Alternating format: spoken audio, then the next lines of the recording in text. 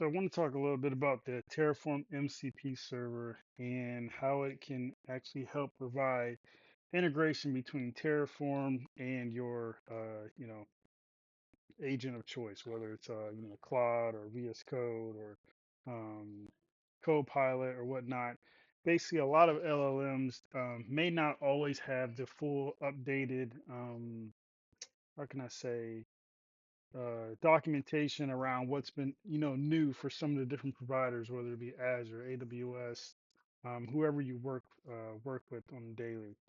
And so with the MCP server here, what it's going to do is it's going to reach out to the Terraform registry and be able to pick up some of those newer changes, module best practices, naming schemes, and things like that, and help get your Terraform maybe 80, 90% of the way.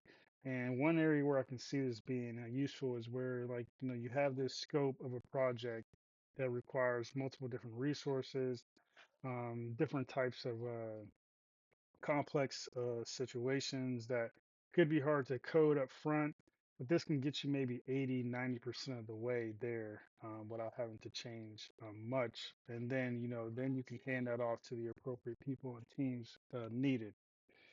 And so with the MCP server, basically what you do is this does require a Docker image. And the reason it being is the Docker image is what's going to be doing that call out to the Terraform registry to be able to pull down the information needed to build the appropriate Terraform modules and resources and things like that.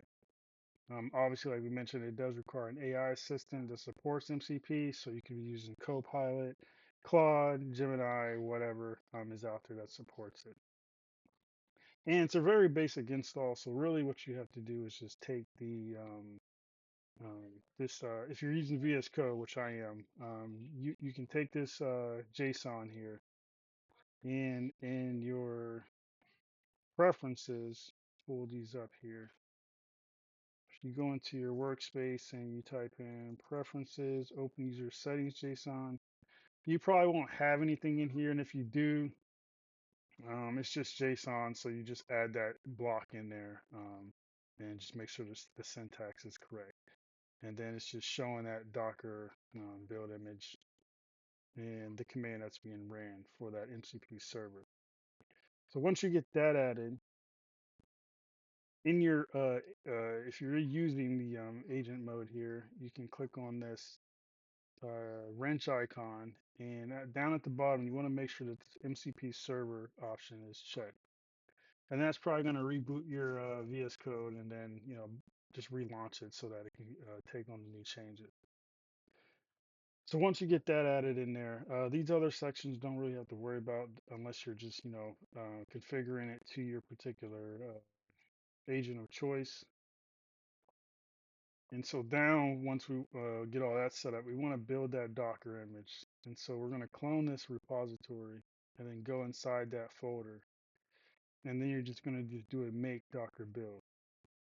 And then when you do pull that down, there's some important folders in here. So there's this instructions.markdown file. Rid of this. Basically, this is just kind of like some guidelines you can kind of give the MCP server to kind of follow when it's building out those particular, um, you know, basically your management, your structure, workflows, all that particular type of stuff. So if you do make changes in here, you will have to rebuild that image again. So if you have any particular best practices you want to put in here around, like has error handling or security notes, or you always want markdown files for everything, variables have to start with a certain way. Put it all in there. You run your build, Docker build, and it will take that into context there. So once you get that all set up, then you want to get that Docker. Once you get Docker installed and everything, you want to get that running. So what we're going to do is I'm going to run this in the streamable mode. So I have two terminals up, and I am going to run that. And then in my other terminal, I can kind of curl that to see, if it's up. 'cause see, I've been working in it in other methods. So once it's up and it shows okay, then you're like ready to get started.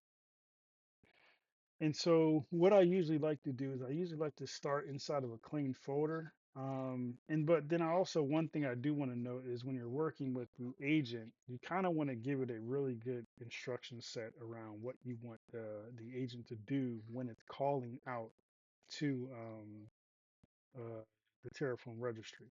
So use case would be like, hey, I'm building a VNet. I want an Azure firewall in there. I want some subnets. I want some network security groups and an Azure firewall with some outputs and stuff like that. And so what I can do is, build out this in a way where it's just more instructions. It doesn't have to be like, formatted in a certain way. But if you can keep that formatting kind of consistent, it will help you kind of over time build this out to where it can be like a templatized version of a template file that you always feed your agent to build out things in a certain way. So you can make it in steps, you can make it bullet points, you can make it I don't know, JSON file, whatever. But kind of keeping it consistent will kind of help you iterate through those changes as you need. So in my process here, I'm just saying, hey, use a local Terraform MCP server to generate this modular Terraform code. It's going to create resource group. The overall scope is to build a hub virtual network with an Azure firewall, and with Azure firewall installed inside of it in two subnets for future connectivity, one public subnet and one private subnet. I got my CIDR ranges here. I got my different route table, subnet names, the network security group, the Azure firewall being created, and then my outputs. And so then what I'm going to do is copy all of this. I could add it as context, but I usually just been finding it better just to copy it in there. So one thing you can do, you want to make sure it's in agent mode here. And then you also want to make sure you're choosing the appropriate um, uh, model that you want to use. So I'm using just the GPT-4 4.1. You may not see these other ones. You can add other models, which I had done based off of API keys for some ones I'm currently purchasing. But I mean, for what I've usually done, the current ones kind of are pretty solid, especially since you're going after the Terraform registry to always grab some of the newer information. You typically don't need any of those more powerful models that's kind of more expensive.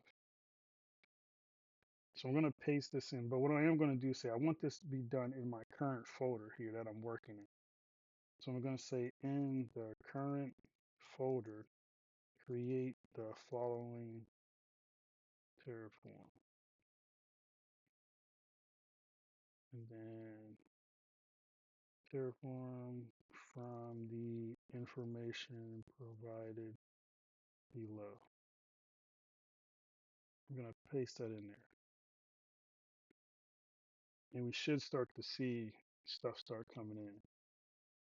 So you're going to see we created a hub, created a resource group, VNet,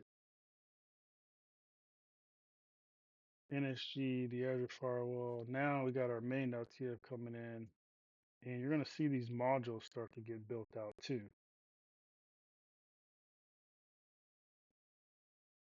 And you should start to see files dropping into these. So for our resource group, there's a main.tf and a variable for that. Now, again, like I said, some of these aren't, some of these are hard coded things, but you're getting the ability to come in and change these things. Obviously, like the output doesn't have to be named. This doesn't have to be this. You can conform them to your naming standards, but that's why you also want to make sure in your instructions, if you do have any particular naming standards, you can throw those in there. We can come in and make this a variable to make this more dynamic.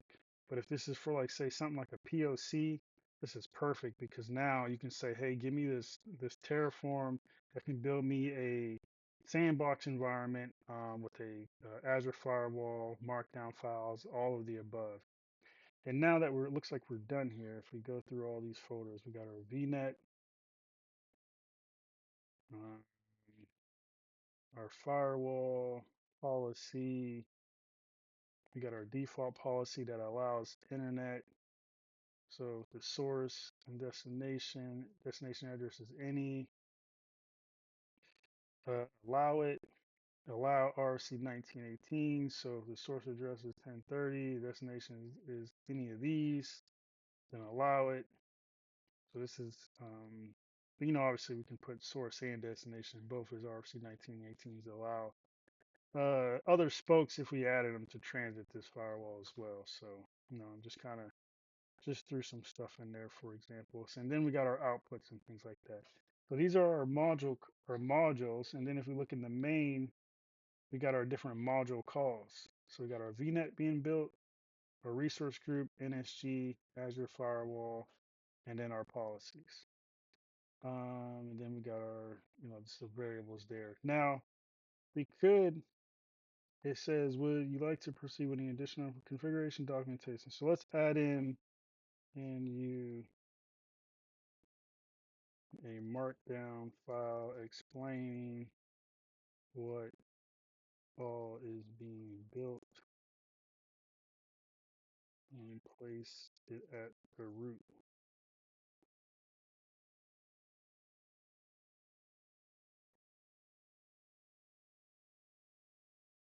So now we got the README file being created and we got all of our information added in there. So obviously this can be as complex as we need. We'll just say keep. And the great thing about this is you can this will make life a lot easier if you're iterating over, like, say, a sandbox environment. So let's say you want to have something that you usually want to build for, onboarding some people to be able to, I'm more speaking from a cloud perspective, but say you want to onboard a sandbox environment that someone can always jump into and start working. So you can have this Terraform ready to go. And then as it's needed, anyone can come in and then make changes to it. And they don't have to come in and always, build out their own environment. This is just going to make some of that initial upfront building a lot easier. So, with that being said, I think the Terraform MCP model can help with getting infrastructure set up and getting people started with utilizing Terraform who may not be that familiar with getting things started.